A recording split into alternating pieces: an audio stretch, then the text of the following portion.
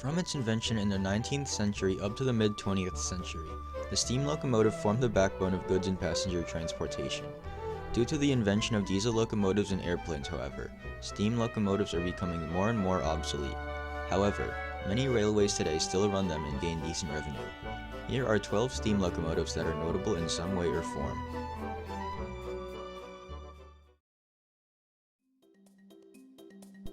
Winning the Rainhill Trials in 1829, this 19th century locomotive would go on to inspire many modern steam locomotives.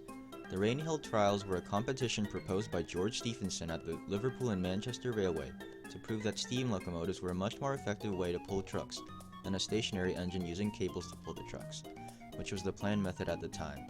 George Stephenson built the rocket specifically for this competition, and after winning, the rocket would go on to work there from 1830 to 1834. Puffing Billy is one of, if not the oldest surviving steam locomotive in the world. Constructed in the early 1800s, Puffing Billy was employed to haul coal wagons from Wilham to Leamington. Billy would go on to greatly influence George Stephenson, who is the main reason steam locomotives became so widespread. There is also a piece of music named after Puffing Billy, which is somewhat well known in Britain. It is currently residing in the London Science Museum.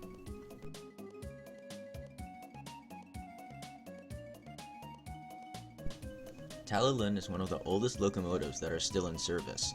It was built in 1864 and has had a rough history along with the railway it works on.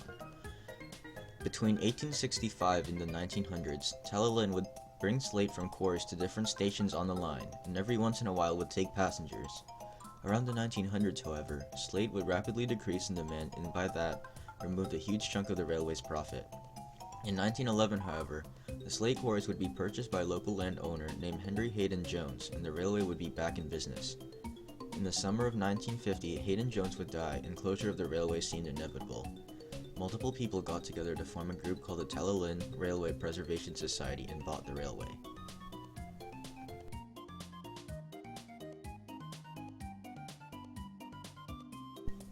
Dolgok is also one of the oldest locomotives that is still in service. She is the cousin of Talalyn, and following the purchase of the Talalyn Railway, she would be the only locomotive that was actually in service for a short period of time.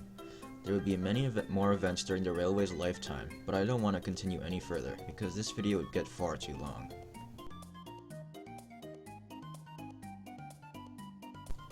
The Tornado is one of the youngest steam locomotives in the world, and it is also the only locomotive of its class, the Peppercorn Class A1. Construction on the Tornado started in 1994 and finished 2008, well over 50 years after steam locomotives became obsolete in the 1950s.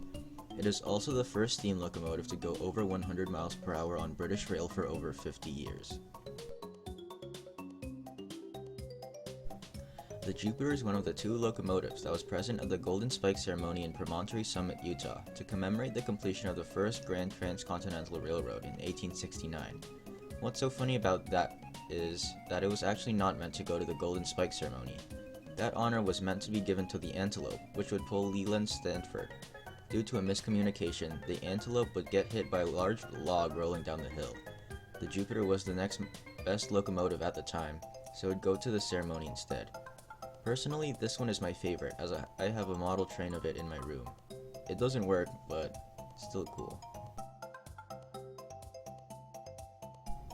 The city of Truro is one of the two locomotives that people believe to have first reached 100 miles per hour. Other than that, there isn't really much to say about it. It looks nice, and it was in Thomas the Tank Engine. That's basically it.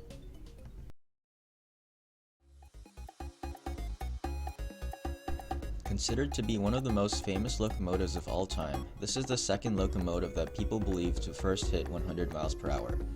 In the 1960s, British Railways announced that they would scrap the Flying Scotsman, much to the dismay of the British public. It was later bought by Alan Pegler, who would take it on a tour in the US, bankrupting himself in the process. After this bankruptcy, this engine would be sold to multiple people. It went under overhaul in 2006 and is now safe and sound in Britain.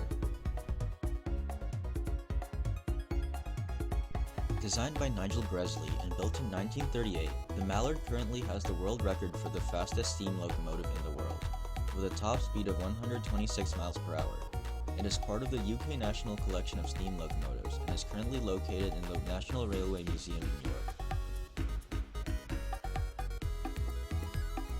The Union Pacific Big Boys are a series of locomotives that were built to haul freight in Utah and Wyoming. These are one of the largest and most powerful steam locomotives in the world, with a horsepower of 6,000. One of the numbers, 4014, is still in active service today and can sometimes be seen in Wyoming. The Paray Marquette 1225 is the engine that both the Polar Express movie and book are based off of. In fact, the author of the Polar Express once said in an interview, quote, "I remember that train on campus. I can't believe it's the same train. I actually stood on it." End quote. The locomotive's number is also the date of Christmas, funnily enough. Before restoration, the 5972 Olton Hall engine didn't do anything very notable. However, in the 2000s, the locomotives would be bought and used as the Hogwarts Express in the Harry Potter movies. 1, 2, 3,